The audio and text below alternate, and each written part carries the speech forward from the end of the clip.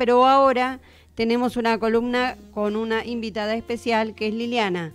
Liliana Agüero. Nuestra primera columnista invitada. Así es, y acá estoy para ayudar a hablar sobre el sonido en la animación. Por eso la introducción con Cecilia Gisper ayuda mucho para contar y relatar cómo es esto de colocar sonido en la animación. La animación en sí, en sus comienzos, es vista como una oportunidad para sonorizar por Walt Disney. Walt Disney había quedado totalmente emocionado al ver el primer film con sonido, que era El cantor de jazz, una película donde justamente intercalaba música, cantos. Se escuchaba por primera vez el sonido de una voz dentro de un film, ya no se usaban más los separadores y con las letras y era mudo. Y entonces, esto sucedió en 1927 con la actuación del actor Al Johnson. Esto, de alguna manera, le da idea a Walt Disney de introducir el sonido en la animación. Se apura, él había hecho ya anteriormente 2 cortos sin sonido, era Loco por volar o Plain Crazy, Gaucho al galope o Galopin' Gaucho, y en su tercer película, que inicialmente no tenía sonido, se apura en sonorizarla. ¿Cuál era la película? Que era un cortometraje, era Steamboat Willie. Este cortometraje que él realiza improvisa el sonido de una manera bastante rústica que luego va a ser mejorada. ¿Cómo es que lo hace? En un principio, debido a que ya tenía todo filmado, coloca el proyector, Roy, su hermano, fuera de la ventana, improvisa una sábana donde va a colocar la filmación de lo ya realizado y por medio de sonorizaciones empieza a crear sonido. Fíjense una cosa, que en aquel momento no es que había diálogos, eran más que nada interjecciones, eran sonidos onomatopéyicos, era era lo que más se escuchaba. Y entonces lo que hace Walt Disney es recrear sonidos, y como era un gran artista y muy exigente, importante en lo que se refiere al mundo de la animación de manera mundial, él exige una que otra vez hasta tratar de conseguir el sonido adecuado. Walt Disney queda conforme, pero tenía un inconveniente, el tecnológico.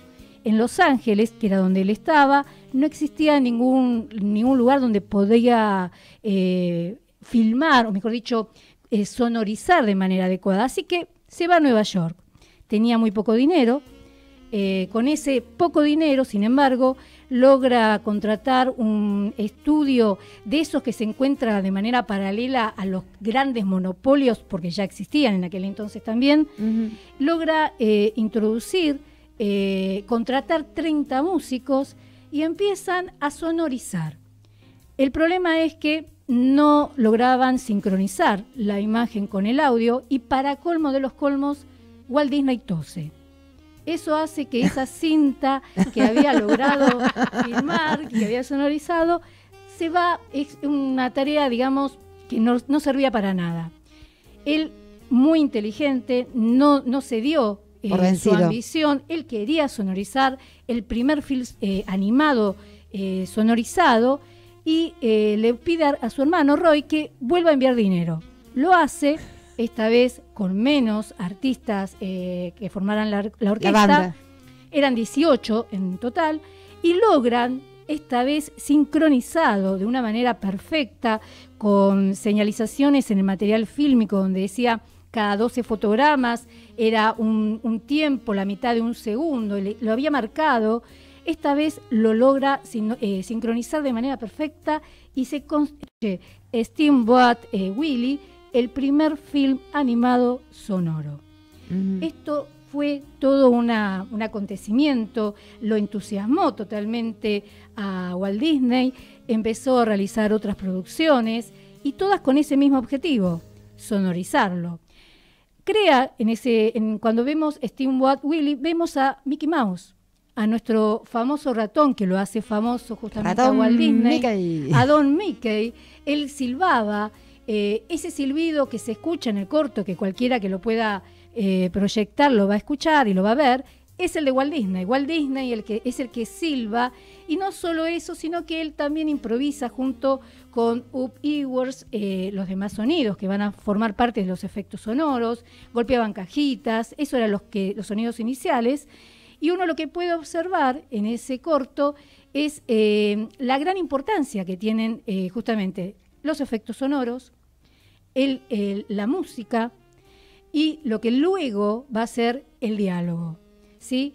En este mundo del colocar el diálogo en el film, va a ser de nuevo Walt Disney el que va a ser el primer largometraje dialogado, no el primer largometraje animado, eso lo sabemos todos. De dibujos animados, sí, el primero se hizo en la Argentina. De Quirino Cristiani, que no nos vamos a cansar. Exactamente, tenemos que sentir mucho orgullo y tratar de inculcar en todos, ¿no?, que el primer largometraje animado, en realidad, del mundo, es de origen argentino, por nuestro querido Cristiani. El que vamos a hacer mención es Blancanieves, es el primer largometraje estadounidense animado y dialogado. Eso sí, hay que darle crédito a Walt Disney porque él sí coloca diálogos. Hasta ese momento lo que uno escuchaba eran sonidos, eran interjecciones.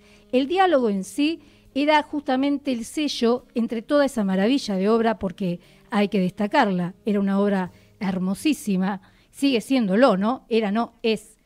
Él le coloca sonidos y que, ojo, no era cualquier sonido. Así como mencionaba recién Cecilia que García Ferré era totalmente detallista y muy exigente, Walt Disney también. Walt Disney no contrató a cualquiera para colocar las voces. De hecho, él había contratado para colocar la voz del Mickey Mouse a un actor y le decía, quiero que hagas un falsete agudo y que ese falsete agudo a su vez se escuche de una manera segura, que se escuche con una voz tierna, que se escuche con una voz con características de un ser bueno, y no lograban los actores dar con ese perfil. Hasta que un operador, cansado de tantos intentos fallidos, le propone a Walt Disney, ¿por qué no lo haces vos? Y ahí ¿En serio? En serio, es ahí que Walt Disney es la voz que ustedes escuchan de Mickey Mouse.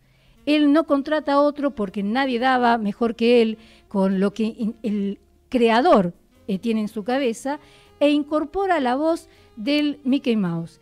Es muy interesante cuando uno escucha los primeros cortos, cuando se escucha la voz de Mickey Mouse, toda la gama actoral que tiene, porque efectivamente Walt Disney, como todo animador, tiene un actor dentro de sí, porque a la hora de dialogar uno tiene que, y de animar, tiene que visualizar esas vocalizaciones, y entonces para hacerlo, el animador lo que hace es colocar un espejo frente a él para poder dar vida a cada una de esas palabras. Entonces, Walt Disney lo hizo también, y era exigente entonces en esa búsqueda de voz, a tal punto que muchas veces las voces eran inspiración para crear personajes.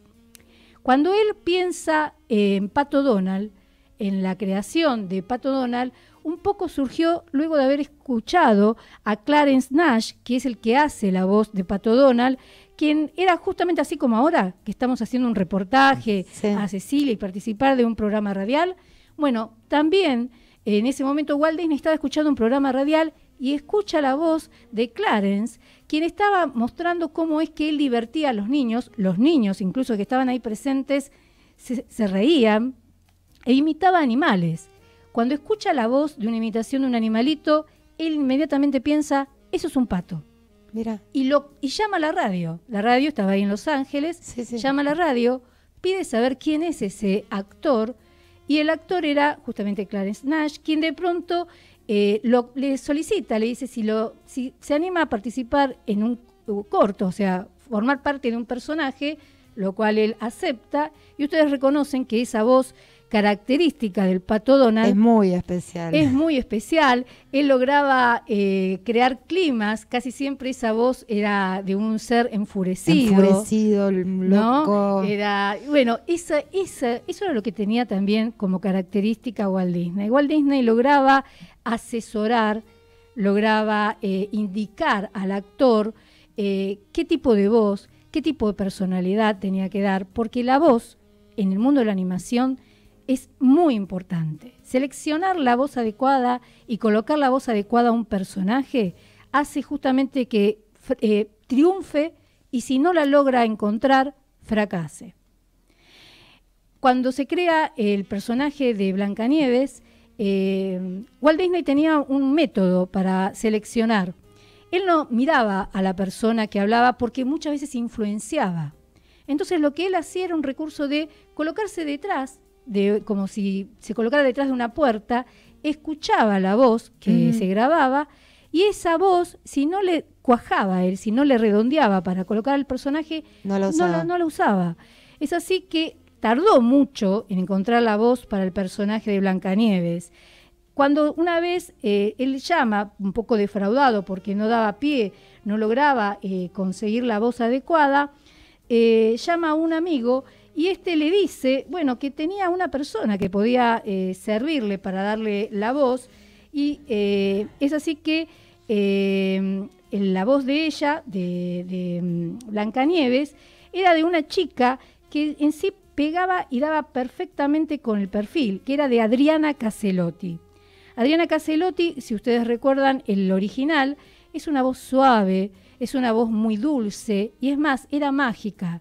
Nada tenía que ver visualmente ella en persona con la voz. Por eso era muy bueno el método Adriana que empleaba Caselotti. Adriana Caselotti. Ella era en sí, formó parte de esa magia que ustedes recordarán cuando, si alguna vez vieron, creo que todos. Googleándola en inglés a Blancanieves.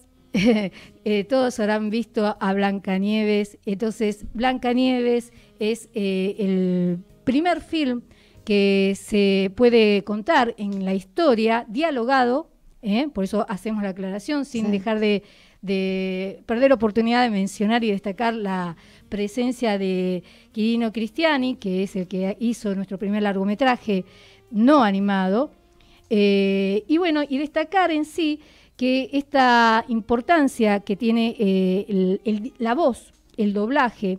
Blancanieves, que Walt Disney tuvo siempre una mentalidad muy empresarial. Él, cuando introduce la voz de Adriana Caselotti, también corroboró que los doblajes que se hicieran en otros países, que eran varios, fuera la voz adecuada también. O sea, ese tipo de detalle no lo tenía cualquiera. Además, Walt Disney, bueno, se caracterizó, vos hablaste de la mentalidad empresarial, se caracterizó por fomentar el trabajo en equipos. Totalmente. Y me causó gracia cuando hablabas de que no tenía plata y al principio, y nos contaste a un Disney sin plata y totalmente experimental. Es más, cosa que es difícil imaginárselo. Cuando coloca el sonido, él gana premios, menciones Oscars, justamente por esos cortometrajes sonorizados, pero él sabía que si no hacía un largometraje, él no iba a poder recaudar el dinero que efectivamente luego recaudó. Así que mencionamos de esta manera, es un poco de historia para ubicarnos en cuanto al sonido en el mundo de la animación, poder entonces apreciar esos comienzos de manera mundial, pero también ese planteo del sonido en la animación, como el que escuchamos recién a través de Cecilia Gispert, ¿no? Sí. Así que con eso espero que les haya gustado, interesado. Muy didáctica. Muy bueno, Liliana. Señorita, muy didáctica, como siempre. Bueno.